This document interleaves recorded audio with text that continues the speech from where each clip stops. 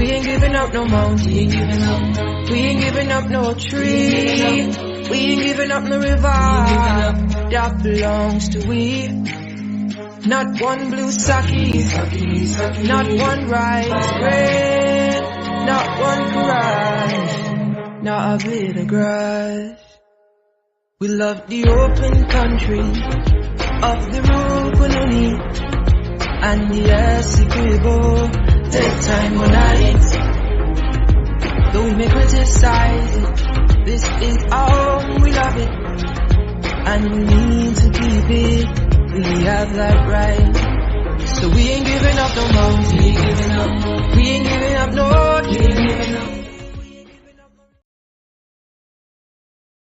Nation for December 9th, 2022. Welcome. You know, as I do, once we get started, I will ask you to call up a neighbor, call up a friend, let them know that Facing the Nation is on. You can follow us on our social media platforms, the People's National Congress Reform page, Facebook. You can also follow us on APNU AFC page on Facebook. And a bit later down, you'll also see the program on our YouTube page, People's National Congress Reform.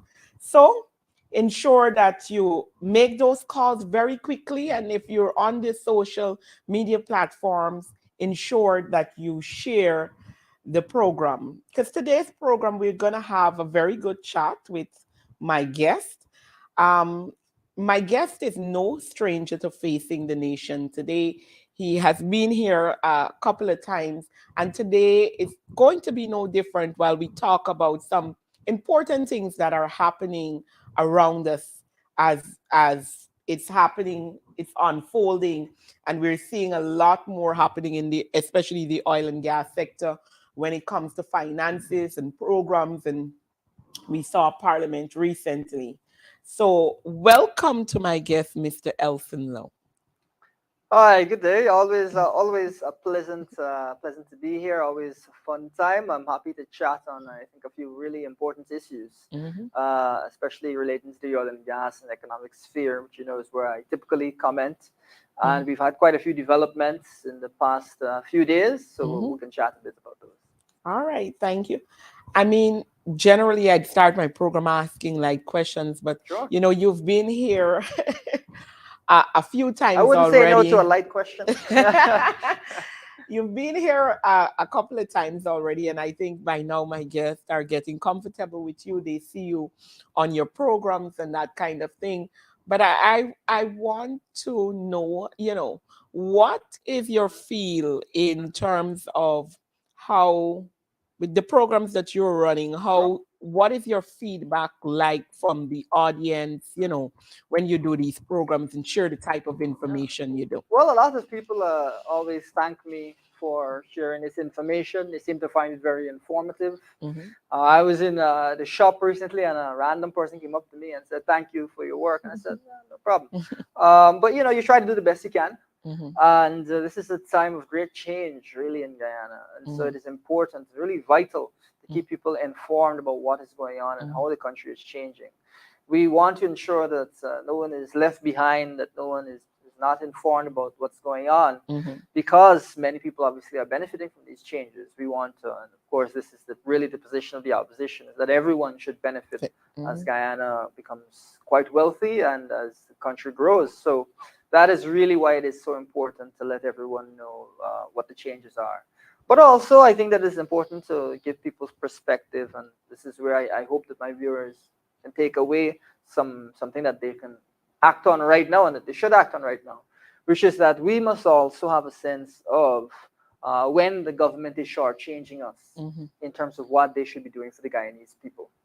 And there's been many instances this year in particular where the government has really failed the Guyanese people in a time of crisis.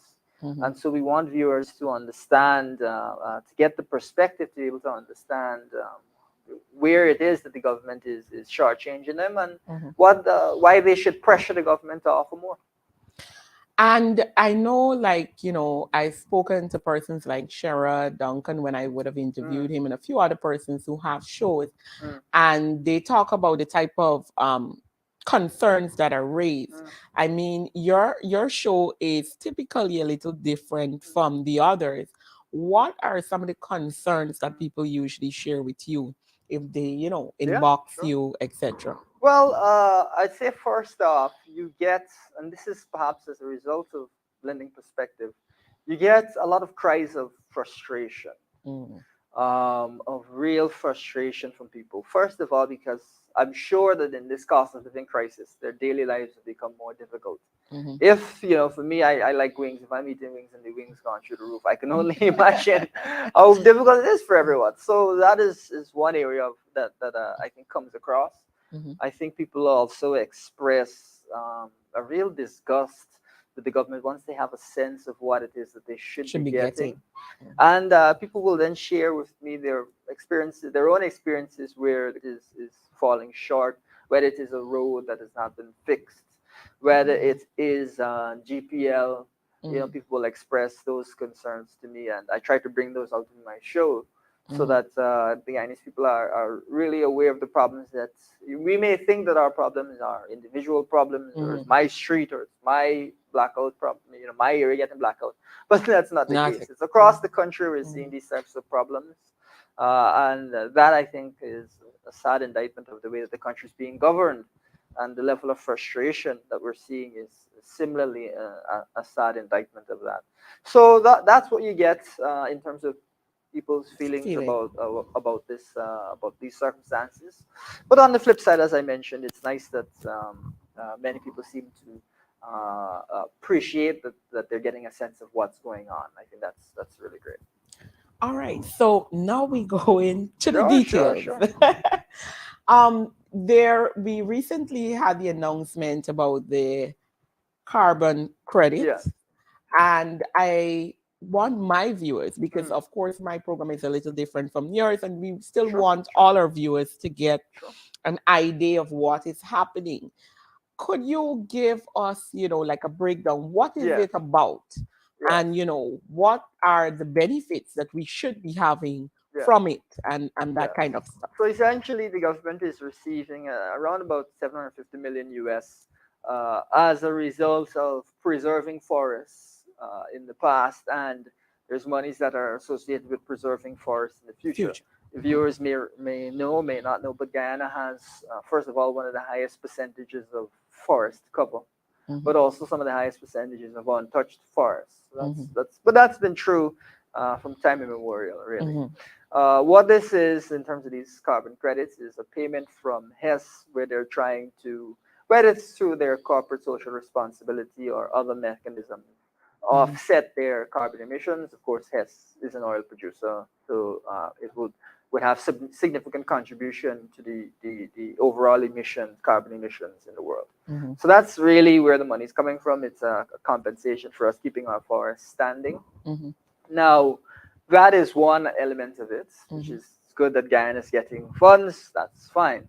The other element of it, which is what we mentioned at the last press conference, is it is one thing to get funds, and it is another thing entirely for people of the country to To benefit benefit from it. from that. Mm-hmm. And we've seen the PVP that that is 100% in question even right now, and we'll talk a bit more about these issues. The sovereign wealth fund has nearly 1.4 billion US in it.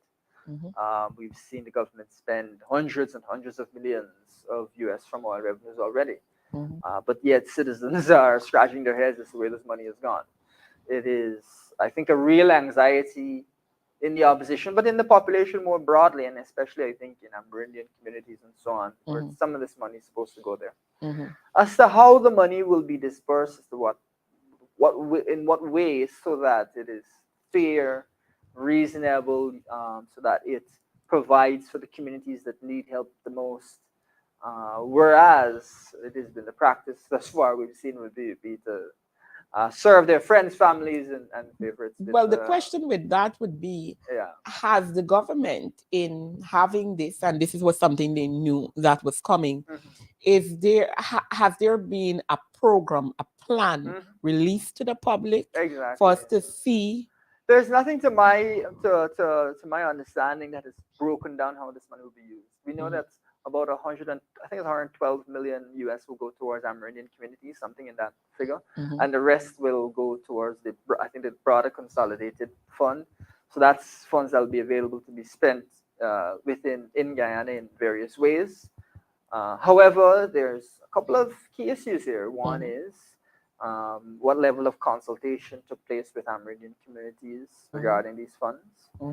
Amerindian communities, of course, are in many cases the communities that are responsible for forest conservation and so on. So the question is that an appropriate amount for Amerindian communities to be benefiting from?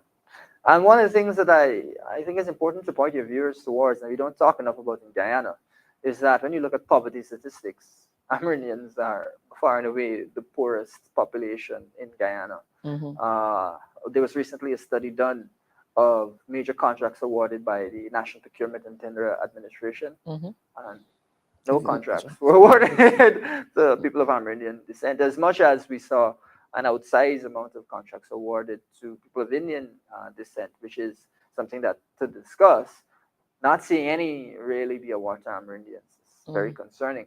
So the question is, what is this money going to be put in towards the best use for people of Amerindian descent? But also, should people of Amerindian descent be getting more in order to address some of the poverty issues and so on in those communities? Now, the problem with not seeing a plan released as to how these funds will be used, which you're raising, is that it then leaves us really with the question as to whether there's going to be progress in Amerindian communities in alleviating any of these concerns. And that, I think, is a very reasonable concern, a very reasonable worry. And I think that anyone who is looking at the governance of Guyana and does not see a plan as to how funds will be used and consultation is very much warranted in being concerned. And I think, unfortunately, in Guyana, we've developed quite a pessimistic spirit, and that's because we don't see these things, and because of what we've already seen happening. There is the issue of we've seen another supplementary budget being put forward to Parliament, which was passed in Parliament on Monday, I think it was. And this is the second one for the year. And that in itself should raise big alarms. Because if you have properly planned and you should only catered for, if anything, in the year, in your regular budget, if there is any lapse, any small thing that needs to be done, we might expect one supplementary budget coming. But we see two supplementary budgets for the year. And in both supplementary budgets, and probably I will add as well the 2022 budget generally, it's less than 5% has been allocated to handle cost of living. Well, actually, somewhere thereabouts. No, well, I can. I think you said a couple of things that are very insightful. The first being, why two, why not one? That's a failure of planning.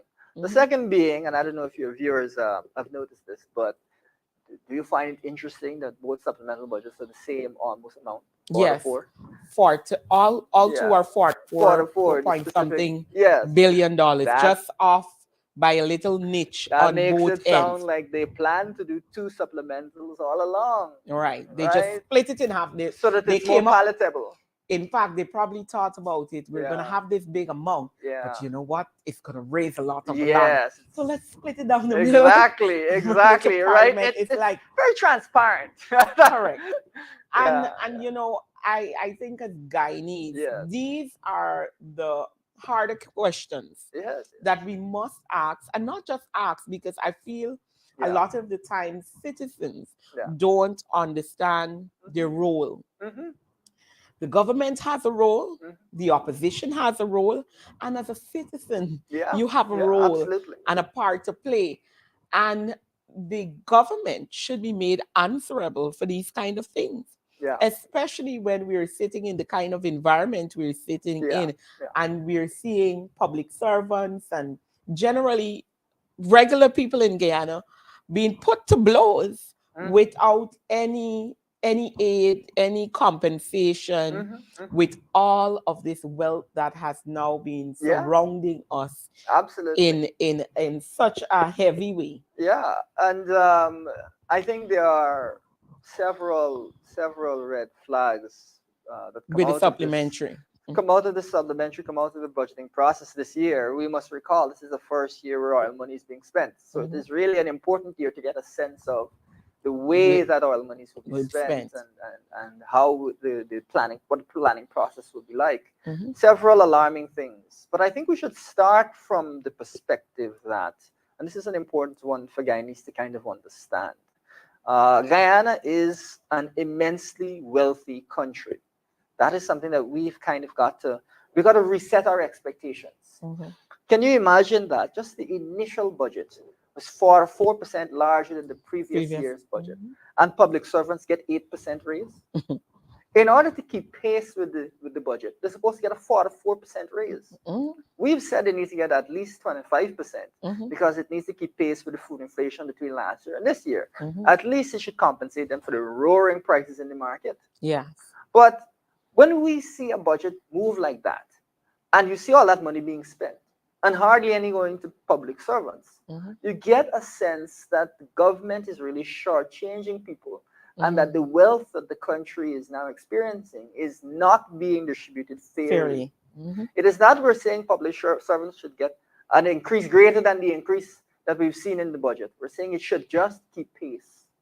Simple as that. And basically allow persons to have an income that is livable. Exactly. The point of it being, which is why we always want to mention the livable income here in Guyana, is we believe that all Guyanese should share in the wealth of the country and in the growth that the country is experiencing.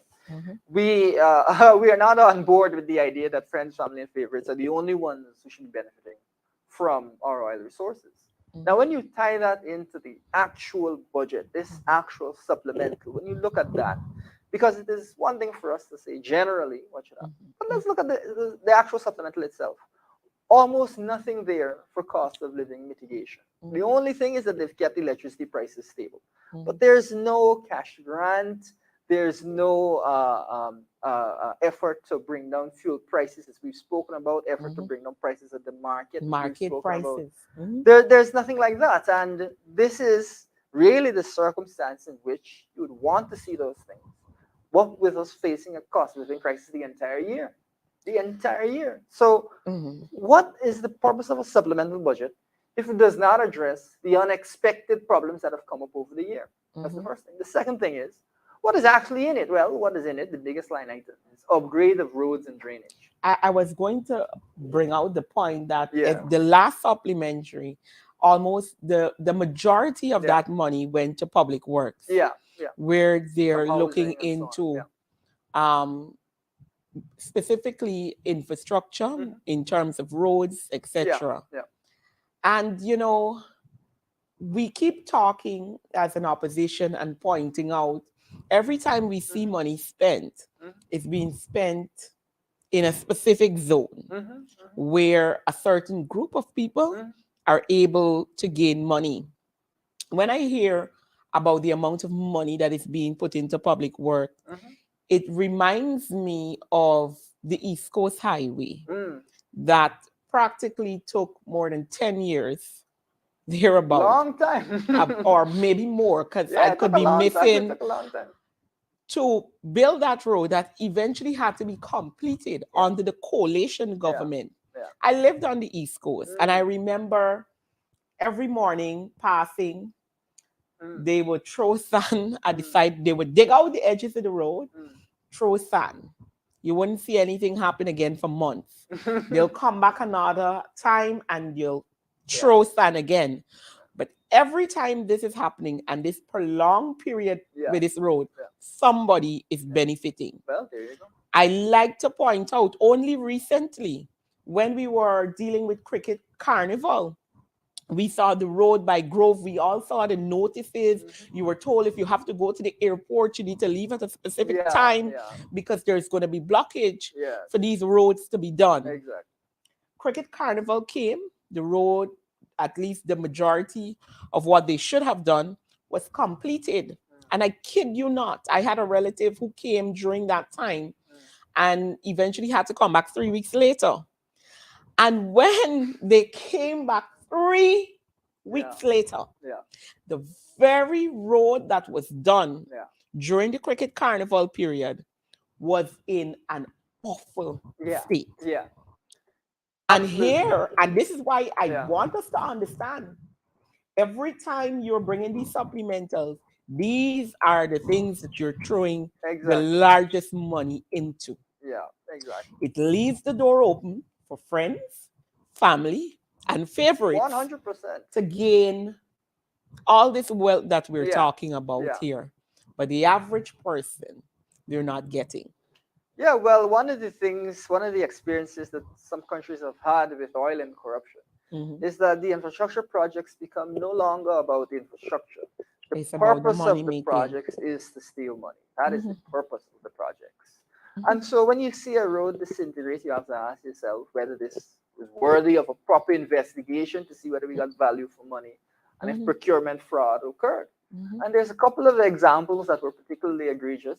The road on Thomas Lands, that leads along the national park, where there was again disruption. The road was fixed, and then only a few short mornings afterward, the road started to give way. The road next to UG, where I think after only 2 days, the road started to give way. Those are the most, I think, obvious examples, but there are many examples. And the fact that citizens are complaining nonstop about all of these potholes that they're coming across is indicative of the fact that there is definitely something wrong with the procurement system. In that, how is it that we keep seeing these problems? It must be that there is an intention by the government to facilitate. To facilitate it, because I wanted to put in here, it's not just the procurement system that has a problem. Because in your procurement system, you have whoever you give these contracts. They are engineers who are from the government that should also be examining the work and ensuring that it is to standard. And if they are missing these things, then one is to think, what's the reason behind it? I would ask you an interesting question. How many engineers have been fired from the government? None that I know of. After certifying works that a couple of weeks later. But we always hear the minister bashing contractors. He proudly stood in the National Assembly. And in fact, today I received a call from someone who called to complain about something he talked about in the National Assembly on Monday, where he talked about the road in Pleasance being done. Now, the road in Pleasance was started Prince William Street specifically, and half of Prince William Street, because he ventured out to say a lot of things that were very inaccurate in Parliament, as they usually do in grand style. I call them the King Liar crew, because they say things so glamorously and with all the drama behind it, and they very well know that they're not speaking the truth. But the person complained the fact that these roads were started somewhere around March to April. If you are planning works for a road, you have to understand as well what your weather systems are like. When are you likely to have heavy rains, etc. And to date, we're in December. That road, that small part of the road that you're doing has not been completed. It is actually worse now than they came and met it because of them digging it out and just leaving it, the rain. And, we talk about these things a lot. And this is why I like to, talk to my viewers about what as citizens we should be doing. Because these things, when we see them in our communities and we experience things, we ought to speak out as well. The only way the government is going to be pressured into dealing with these matters is when citizens raise their concerns, they raise their voices, and they hold the government accountable. Whoever the government is, the opposition has a role. The opposition role, as major part of their role, is to expose what is being done by the government. Now it's the citizen to Yeah. come with Yeah. the opposition to then hold them accountable together. Yeah. Because there are things beyond just a group of people you call the opposition team or leadership that they Yeah. can do. It is the citizens who need to stand up and say enough is enough Yeah. Yeah. when it comes to these things. Well, a simple thing like taking a picture of a road that is disintegrated in no time and throwing it up on Facebook and asking what happened here. Mhm. Simple thing It's like that will a raise part of it. awareness as to what is going on Mhm, and help people to see the problem. mhm. That's the first thing. The second thing is something you mentioned, which I find to be interesting, is this question of whether. I am convinced that the PVP either refuses to acknowledge that Guyana's rainy season or does not live in Guyana.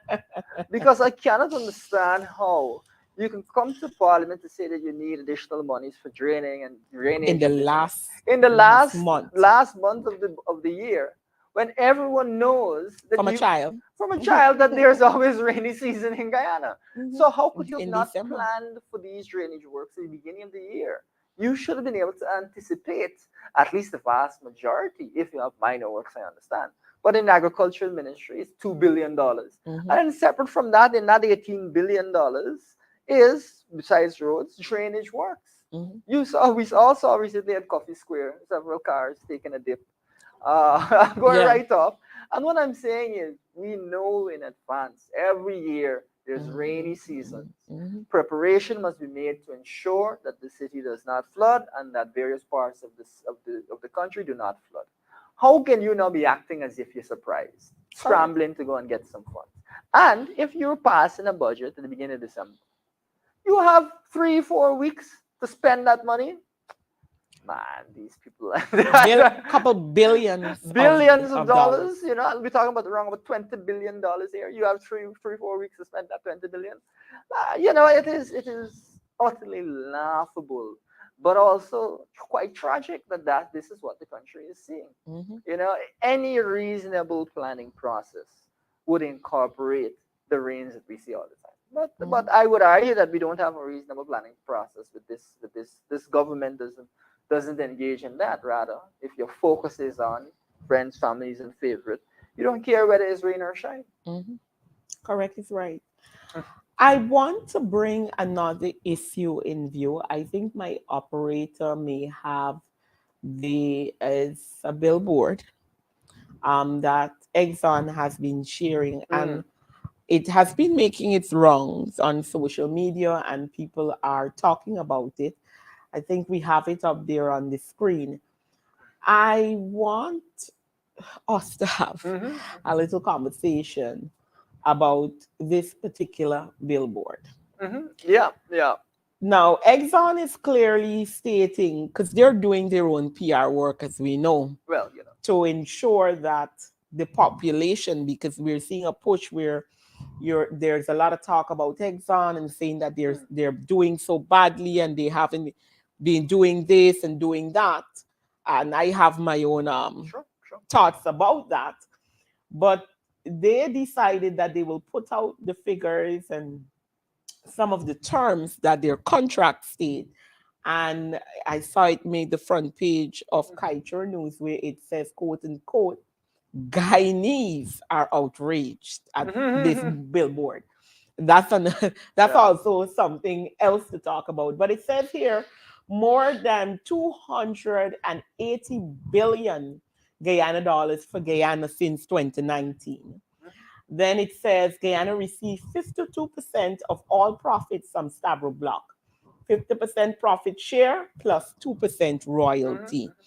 And when Exxon puts this out, they're specifically speaking to the contractual agreement that they would have signed on to. Give me your thoughts on this. Well, I think the first thing that is important to note, and this is where I think in Guyana we not done a good job of really recognizing what's going on in the country. Mhm. That is well over, was that 1.4 billion US, 280 billion Guyana dollars. That's a lot of money. That figure by itself is larger than entire government budgets that we have had. And this is the beginning of the oil and gas era. Mhm. So we first of all have to acknowledge that we've been able to see this production come to fruition. We've been able to see it happen at a rapid pace. and that the country is been able to receive quite substantial returns as we go forward. So that's the first thing to note. And that, I think, is where it's important for us to have a sense, one or another, that the country is immensely wealthy. Our expectations must change, and we must demand that we see progress in our society. That's the jumping off point, which I think is lost a lot in these discussions. But on the flip side of it, one of the things that we must also recognize is that the government, unless it produces a proper audit of Exxon's expenses, is really, really shortchanging the Guyanese people. We are not here, we don't really want to talk about Exxon per se. What we want to talk about is it's the government's responsibility. Because they are responsible for ensuring that Exxon is properly audited. Because it's a possibility we don't know that the costs are inflated, and that would mean that we're not getting 50%, but we're getting 30 or 40%. We need to see proper audits so that we know, first of all, what the truth is. But second of all, because it needs to act as a deterrent, so that all companies, not just Exxon, all oil companies doing business in Guyana, think twice before inflating costs and trying to cheat Guyanese. Right? So that is why we need to ensure that we have proper auditing done. Now, the government has, first of all, in the statements that have come out around the audit, there's considerable concern that the audit is not going to meet public expectations, which is where we check to see whether these prices are reasonable prices. You know, I mean, it would be pretty absurd if, as an example, of course, we don't know, an airline were charging twice as much to Exxon as they were charging privately. That would be very concerning. Yeah, that's the type of inflation, that cost inflation, that we don't want to see, especially if it's a company that's affiliated with Exxon, because that means that they're getting some more. They will be getting some more. Right. So that's what we don't want to see. But the audit is supposed to give us a sense of whether that is a problem. However, that doesn't seem to be. Are we building capacity for that? Well, that's the first thing. The government has made very limited strides to do anything in that regard. The second thing is, though, that the plain words of the contract say that certain costs are not recoverable unless they're competitive. They're competitive in the international market. Unless they're reasonable costs, unless they're fair, they're not recoverable. So on the plain words of the contract, we have to check to see whether they get the appropriate. And for the government not to do that is such a gross dereliction of duty that it would be totally unacceptable. So we first of all need to see the government be clear to the public as to what the scope of this audit is, so that we understand what's going on. This is totally unacceptable, and it could mean, you know, the carbon credits we mentioned right at the beginning of this conversation, about 700 million, 750 million. The amount that we could be losing just from not auditing is the same 700, 750 million. Correct, and that's a lot of money. That's a huge amount of money. And this we're probably going to audit maybe 12 or 13 times over the course of the years. We're going to do quite a few audits, maybe more, maybe less. But if you're going to be losing $700 million every time just because you're too careless to check or you're corrupt, that to me sounds more like you're corrupt. Yeah, you know, is there anything more disgusting than people ripping off the country in that way? That would be disgusting. I want us to as well look at this in this context. Let's think about it this way.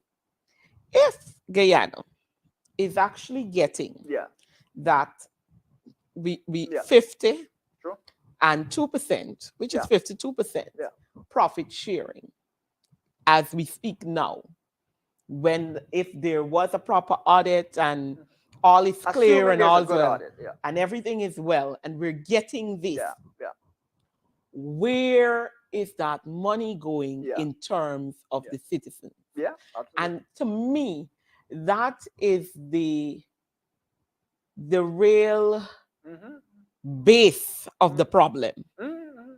No matter how much we have to audit, you must know. But once that is done, are the citizens of this country, will this resource be shared the way it should be with all persons, all Guyanese? And to me, what we are seeing displayed here is absolutely unacceptable by a sitting government.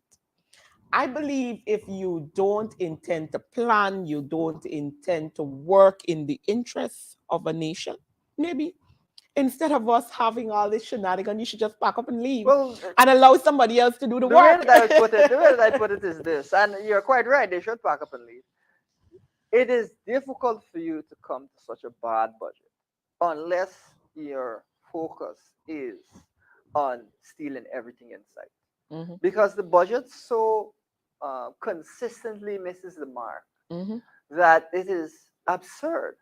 You mentioned that it is 5% towards cost of living. There's less Somewhere than thereabouts or 1%, less. 1% directly towards cost of living mitigation, which is where there is some money for fertilizer, some money for Yes. cash grants.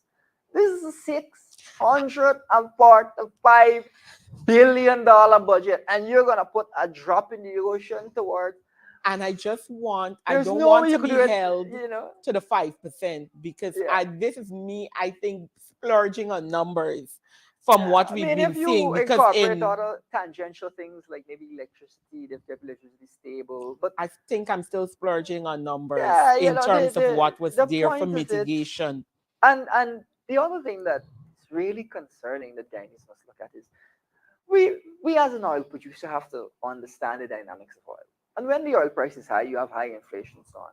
But you also make much more money as an oil More than producer. you would make in any other Exactly. When time. the oil price is low, you make less. When the oil price is high, you make a lot. And Guyana has made an unexpected $60 billion. $1 billion. Yes. You would think that at least the cost of living mitigation budget would be $60 billion. Because guess what? You Yeah. didn't cater for that. It was nowhere in sight. Unexpected. You got it. Cost of living is high. Similarly Now, unexpected. So even if you put yeah. half of that, assisting persons with cost of living, Yeah. like, you know Yeah. what we would be doing Exactly. for a country as small as us? Yeah. There's no justification for benefiting from the high oil price and then refusing to help people who are suffering because when ultimately it is their money, it is the citizens' money. It's just that the government is custodian of that money. So that to me is another one That of would be those- another explanation that the Yeah. current administration would need to get, that the money sitting Yeah. in the coffers of Yeah. Guyana is not Yeah. their money. It's not the PPPC's money, Exactly. but it is the money of the people Exactly. of the country. Exactly. Hence, it needs to work for them first. 100%. Mm. It is utterly ridiculous that you've made all this extra money and you are literally hoarding the money, Mhm. refusing to help people in their time of need. Mhm. So instead of getting a 60 billion to help you, you're getting a 5 billion. Mhm. 1/12 of the amount you're You know, supposed to get. it's like I'm at home. I'm the person getting money, or let's say Mm. my husband is there, I'm there, the Mm. children are here, and we're getting a whole lot of money. He's just raking in Yeah. money. And we decide Mm. that we're gonna fix the house. Mm. We're gonna expand it. Sure. We're gonna beautify it. We're gonna paint it. We're gonna put Absolutely. tiles. We're gonna build a garden around, but we have zero food in the house. Mm. We're unable to eat. Mhm. We go to bed every single night hungry. Yeah. But guess what? Our house looks beautiful from I'm the telling you. outside. And I think literally, this is what the government again Yeah. is doing Yeah. to this country right now. Yeah. You're seeing, and nobody has a problem with beautification projects. Sure. Our country should be advancing in technology, in infrastructure. Yeah. But should it be at the cost Yeah. of the poor people in our country? Well, it's a question Should it be of the cost of our public servants? Yes. It's a question of priorities. Correct. Right? And that's what I'm saying. The government's priorities are so wrong-headed in the face of plenty that you have to ask whether they have any interest in the Guyanese people at all. Mhm. Because there's no way that you could come to this budget if you were interested in the people of Guyana. This budget is way, way off the mark. And it's not just the initial budget. They've had 2 opportunities to right the wrongs of that initial budget. And they've declined on 2 opportunities to provide assistance to people. So even if you can say, oh, they didn't know that there'd be a war in Ukraine at the beginning of the year, they have had two chances now to help Yeah, people yeah. who have been suffering from the high food prices, the high oil, prices at the pump that are due to the war in Ukraine, or at least partly due to the war in Ukraine. So they have refused to help. Correct. Yeah, and that is, I Despite think, they yeah. have all the finances. And I think it is so deliberate. Prior to them coming in, of course, they stated the contract with Exxon was so horrible, it's so terrible. They come in, they don't care about that Not anymore. changing it, not But doing in the anything. same breath, they are there while they're getting all of this money that we're Yeah, talking about, yeah. they're receiving that can do all of this infrastructure work, but it can't help the people. And you're telling people, oh, don't expect this. You're coming to dampen their spirits Yeah, and yes, tell them, don't expect nothing. You ain't going to get nothing. yeah. We are making much. But I want people to also understand, and I think maybe a day we have to do a comparison of the two contracts. Mm, The one that was pre 2016 mm, and what is there currently. yeah. Because the truth is, Mm, if we had stick with mm. that contract as well, we would have been way worse Yeah, well, there's been off. improvements that were There made. were small improvements to it that Yeah, would have yeah, allowed us to be having some of the money that we're having yeah. right now. And as anything, as time goes, you should be allowed Mm, to better yeah, what is being done yeah, in the confines of the yeah, law when it comes to yeah. Well, what contracts and agreements. absolutely. Well, what has been mentioned is when the original contract was put forward, there were many flaws that were fixed by the coalition. One being that the royalty was recoverable. So after you collect your royalty, they then charge you for the They same charge you money. back. So you weren't actually getting any royalty, Correct, essentially. correct. That's one of the things that we dealt with. Now, And the yeah, profit as well. We didn't have yes, a we 50%. I think it in the well, older I contract think it it was was 50%, but we increased the royalty as well. The royalty oh, was lower, so we increased the royalty. mhm. So that's another area that there was benefits. Of course, we didn't know that there'd be 11 billion barrels found and a find rate of 90 Correct. something percent. So it's a discussion that will have to be ongoing, and the leader of the opposition has said he wants Guyanese to get as much as they can get from Right. any natural resource. So that's a Correct. discussion to be ongoing. But the point of it is that we recognize that there are some issues and we address some of those issues. There are further issues to be addressed. But in the meanwhile, that contract has allowed the oil industry to flourish and to become very robust very quickly. And the government to flourish as well. Well, the government, but not the people, eh? Not the people. Yeah, and we must recognize that we've got two FPSOs. We've got another FPSO that's coming online shortly. Shortly. This is very substantial, and we've surpassed Trinidad's production, and we're going to nearly double Trinidad's peak production next year, and so on. So, from that perspective, the country is moving quickly, and the contract has facilitated that. But it is a discussion to be ongoing as we continue to find oil, and I'm sure this is not the last time Guyana will find oil. But what we as a country, and I keep stressing on this, is something that we must have at the back of our minds, because the PDP is perfectly happy to play down these resources, pretend we're not getting anything, to say, oh, this is not possible, because they intend to steal as much as they can steal. So if you have low expectations, they can steal as much as they can steal. But we must remind Guyanese, this country has the second most barrels of oil per person of any country in the world. When you saw the second vice president there, Jaglier, going to meet folks in Dubai, in UAE, and some of these places, he is going to meet those leaders. And he's acting as if, oh, he doesn't have anything, but he has more, he's representing more barrels of oil per person than them. Than those persons. Than those same sheiks you see floating around with the supercars and whatnot. Correct. So we as Guyanese must internalize it is a wealthy country. The government's responsibility now to transform that wealth into better living standards for Guyanese across the board, into better opportunities for Guyanese across the board, and into ensuring that at the very least we don't get basics wrong, like GPL, like an education system which is still not performing the way it should. These types of things should be knocked out in short order.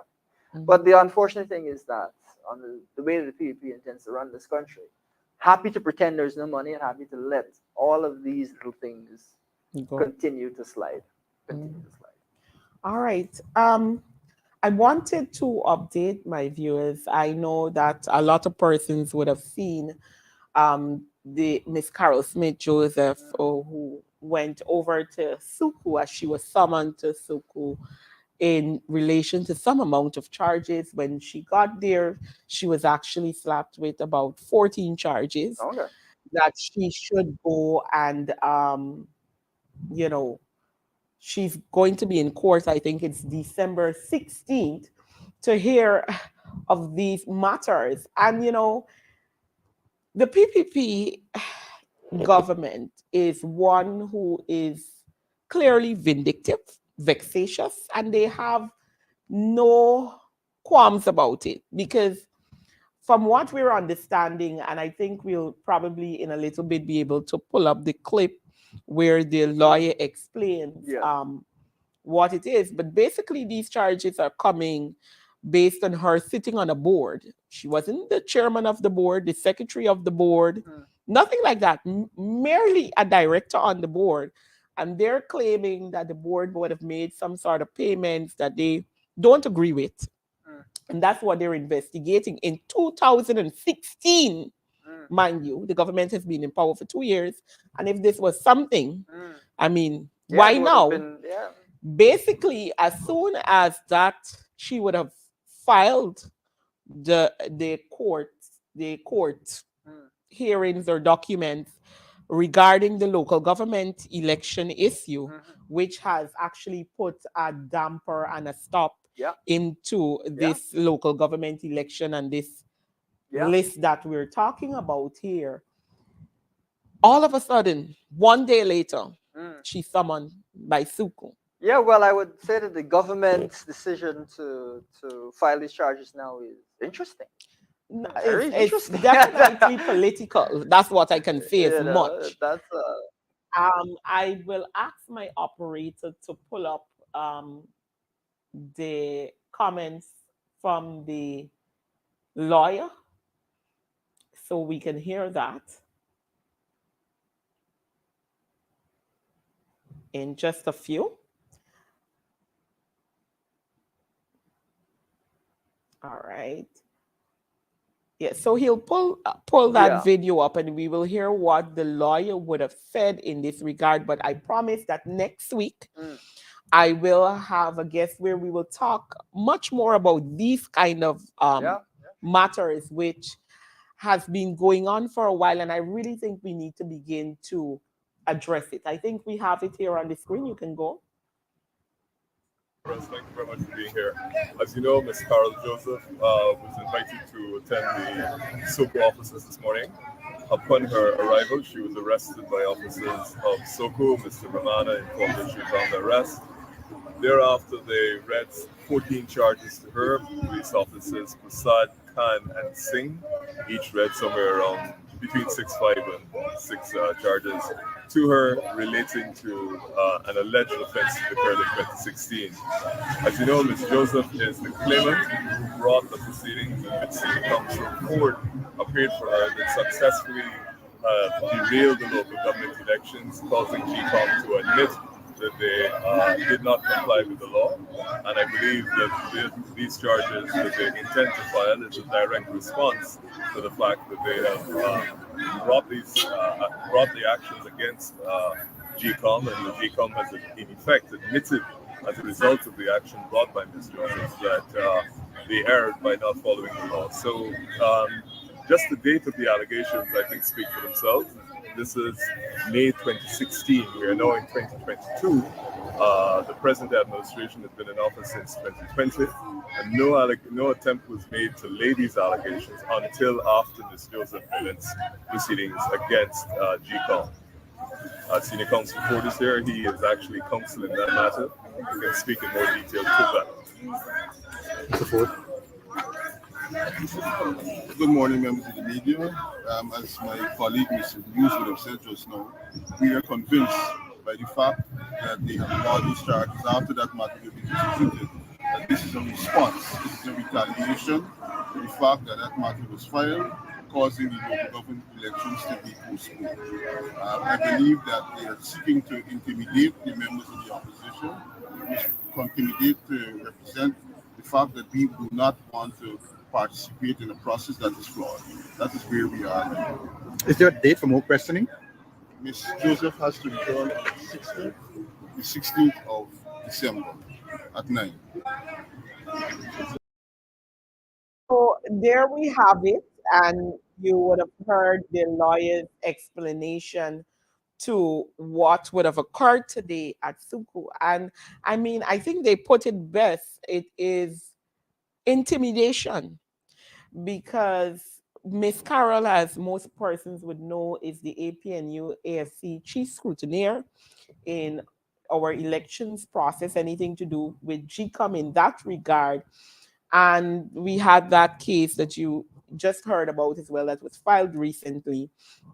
And now you have these charges coming up. And I just want persons to understand what we're dealing with. And we need to understand that once we continue to push, and as citizens, we continue to call for the things that are right, we should not take intimidation in whatever form it comes, that we should hold resolute and stand for what is right in this situation. I don't want to go too much into details because, as you know, this is now coming up, and I will allow the attorneys to talk more on this matter. And as I said, next week program, I will have one of those attorneys with us, one of the attorneys, and we will talk about what the government has been doing in this regard, and what we need to do as citizens of a country to ensure that this doesn't become new. Because what you're seeing happening all over is persons are being charged here, there, everywhere for things that make no sense once they come up or stand up against the government. And these things are only permitted to happen because we as citizens allow it to happen. I know we're almost out of time, so I thought we needed to talk about that. And when I'm finished giving you a few minutes to give your closing thoughts, we'll talk something about youth, something fresh, something that is coming. I want us to talk about that too. But, before we close off this much serious part of our program, I'll give you the opportunity to say. Well, what I would say, just as to comment on what we're seeing there, the unfortunate circumstances we're seeing there with Ms. Joseph, is that I think that this again points to the need for us to have objective, non-political bodies dealing with our law enforcement issues in this country. I think that it's unfortunate that the government continues to fall prey to political actions. We need to see an objective system. We need a system that is much more objective, where citizens can have confidence. Because every time a charge is filed, people don't have the type of confidence that they should have. So that's what we need to see from the government in order for the country, I think, to be able to move forward. This is really, really, really unfortunate. And we must remember that every time something like this happens, it is happening to a human being. It is not an object that is facing these difficult circumstances. So we as citizens have to be sympathetic to that. And always look towards a fair system of justice. That's what my thoughts on that element of it. Now, when you talk about fairness and justice, and you talk about the national budget, there's no fairness and justice to be found there at all. No fairness and justice to be found there at all. And from that perspective, I think that looking towards, because we're now coming to the end of the year, it's going to be a new year, new budget. We as citizens must look closely to see what is going to be, what this new year is going to look like. We must pressure the government to address issues that need to be addressed, like GPL and so on. GWI. Most disgusting for this year. Absolutely, the water quality is unbelievable. Who can believe over the 2015 to 2020 we had such clean, nice water? It was great. To what we're seeing now. Yeah. Rust and coke. Tangibly terrible. Literally rust and coke coming out through the pipe. I went to make some coffee for myself the other day, and the water was darker than the coffee that I was making. Correct. I mean, my. So those types of things, we have to look at the next budget. We have to look at the next budget to see what are going to be the priorities again. Mm-hmm. We must recall that Guyana is going to grow between 20 and 25% again next year. Mm-hmm. And we must demand from the government better standards of living, because it is not acceptable that just a few people are able to benefit and the broader population continues to punish. That is the furthest thing from acceptable, and we will continue to carry that fight. And citizens, we ask that you carry that fight as well. Yeah, and I want to say at this time, we stand with Miss Carol Smith-Joseph on this matter, and we will continue to support her and anyone that this government feels that it can just, be vindictive to anyhow, any way they wish. We as citizens must stand up and we must fight.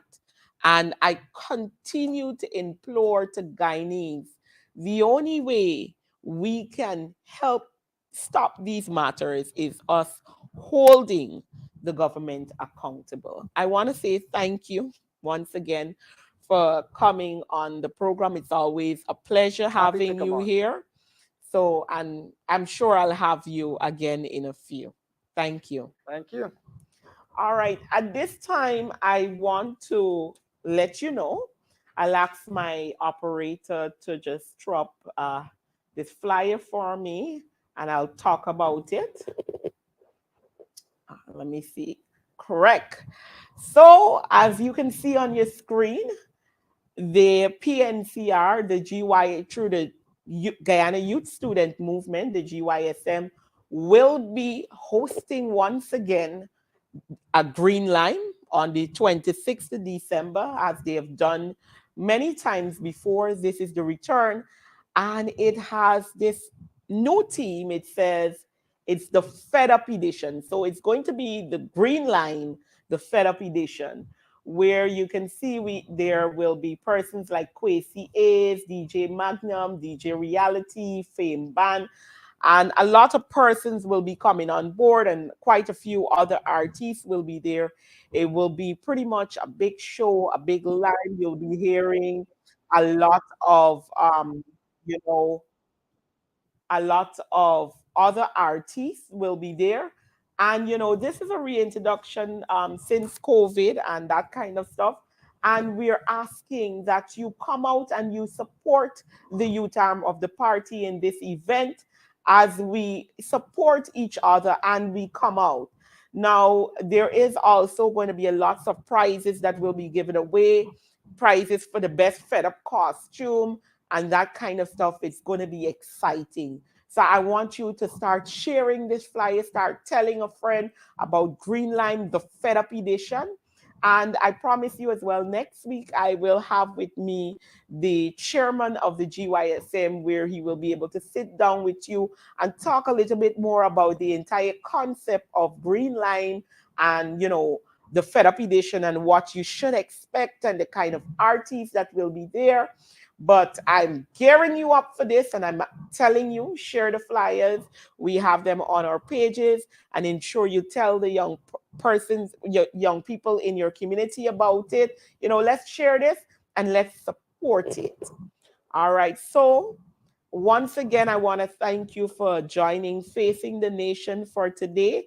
And we'll be here again next week at the same time, 12:30 to 1:30, as we continue to interact with you, have conversations with you, so that we can move this country forward and talk about the issues to have them corrected. Once again, thank you for joining Facing the Nation. Do have a wonderful afternoon.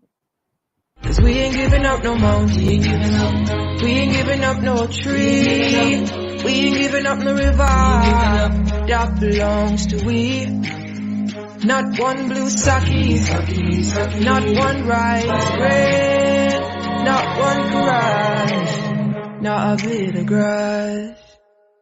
We love the open country of the Rupununi and the Essequibo.